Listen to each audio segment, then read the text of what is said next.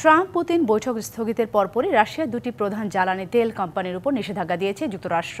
White house বলছে, Russia Ukraine যুদ্ধ বন্ধে মস্কোকে আলোচনা টেবিলে ফেরাতেই এই নিষেধাজ্ঞা। মস্কোর উপর নতুন করে নিষেধাজ্ঞা আরোপ করেছে ইউরোপীয় ইউনিয়নও।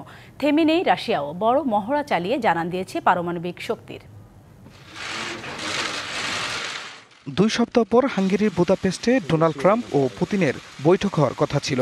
বৈঠকের আগে রাশিয়ায় ইউক্রেন যুদ্ধবন্ধ নিয়ে আলোচনার কথা বলেন ট্রাম্প। তবে রাশিয়া তা প্রত্যাখ্যান করায় বৈঠক স্থগিত করে ট্রাম্প প্রশাসন।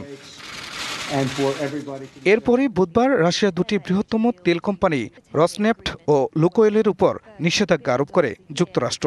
রাশিয়ার যুদ্ধ তহবিলকে দুর্বল করতেই এই পদক্ষেপ।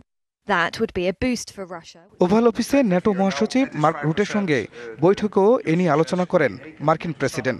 সমালোচনা করেন পুতিনের।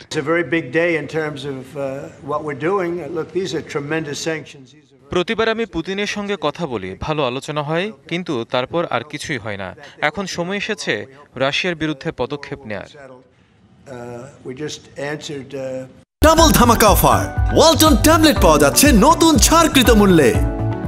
যুক্তরাষ্ট্রের অর্থমন্ত্রী স্কট বেসেট বলেন, এই দুই কোম্পানি ক্রেমলিনের যুদ্ধের অর্থ যোগায়। তবে মার্কিন পররাষ্ট্রমন্ত্রী মার্কো রুবিও বলেন, রাশিয়ার সঙ্গে বৈঠক করার ইচ্ছে এখনও আছে যুক্তরাষ্ট্রের।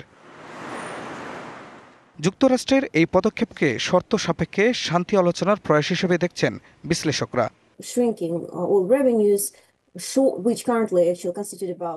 এই নিষেধাজ্ঞা খুবই প্রভাবশালী এবং তাৎপর্যপূর্ণ।